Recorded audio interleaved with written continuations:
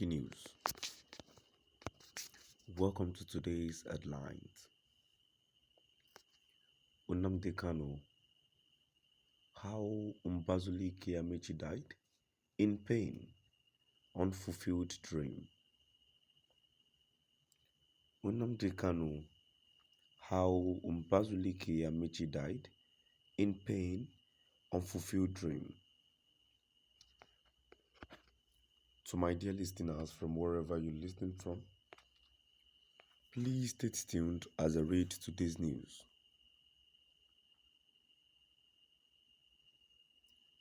Nigerians on Tuesday morning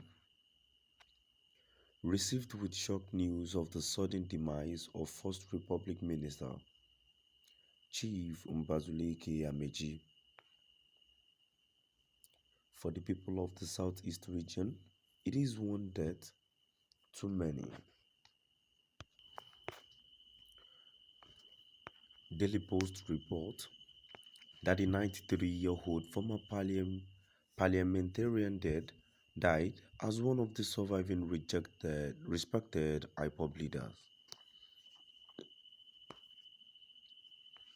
Resident says his death is even more painful considering that he died without achieving his last major wish. It could be recalled that in November 2021, the non-Nigerian had led other eminent Igbo leaders to President Muhammadu Buhari, during which he requested for the release of Mazi Nnamdi Kanu, the leader of the indigenous people of Biafra. He had begged Buhari to release Kanu to him as a way of political solution to the disquiet in the Southeast zone. Other members of the delegation were former governor of Anambra State, Chukwuemeka Ezeife, Bishop Sunday Onuhoha of the Methodist Church, former president of Igbo Socio-Cultural Group, Aka Ikenga, Godi Uwazurike, and Taibo Amechi. Amechi told Buhari that the situation in the southeast was painful and pathetic, as businesses had collapsed while education was crumbling amid fears. He promised that if Kanu was released to him as the only First Republic minister still alive, he, Kanu, would no longer say the things he had been saying. Responding, Buhari had told his visitors that the request was a tough one. He, however, said, owing to the age of the leader of the delegation, Amechi, he would consider it.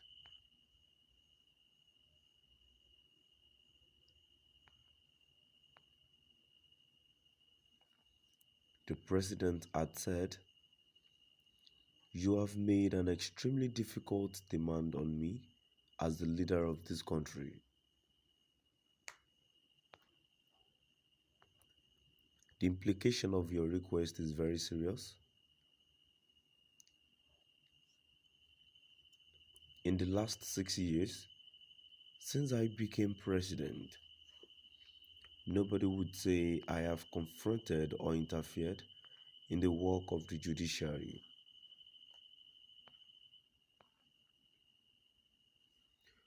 God has spared you," referring to the ex-minister, "and given you a clear head at this age. With a very sharp memory, a lot of people half your age are confused already. But the demand you made is heavy. I will consider it."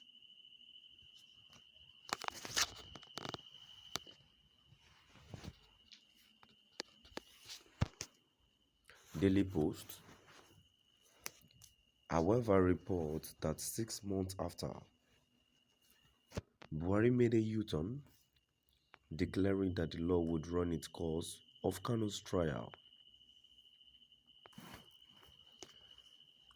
The event was in Ebonyi during his 2-day visit to the state.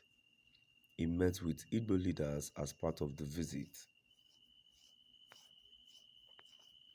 and addressing them, Buhari, who had earlier promised to look into the request made by the elder statesman, said the court would determine the fate of Nnamdi Kanu. The president told his audience, made up mostly of Southeast traditional rulers, counsel that I have listened carefully to the various appeals from the elders to the traditional leaders regarding a wide range of options. And as I have said previously, this matter remains in the full purview of the court, where it will be properly adjudicated.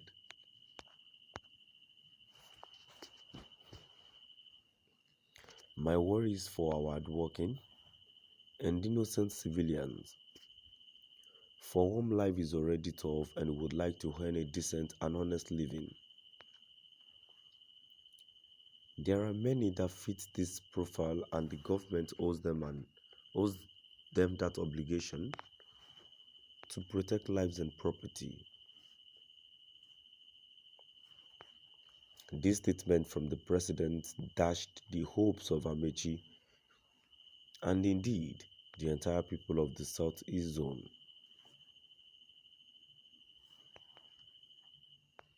Though the now late Amechi later repeatedly pleaded that his wish be granted by the Buhari government, it never came to be until it transited early this morning on Tuesday.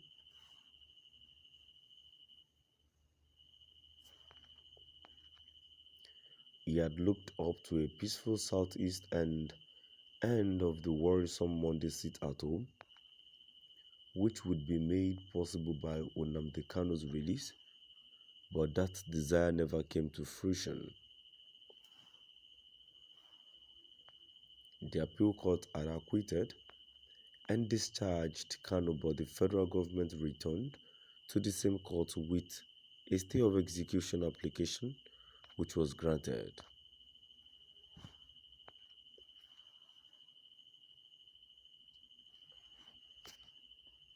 Nigerians on Tuesday morning received with shock news of the sudden demise of First Republic Minister Chief Amechi. To my dear listeners, now we've come to the end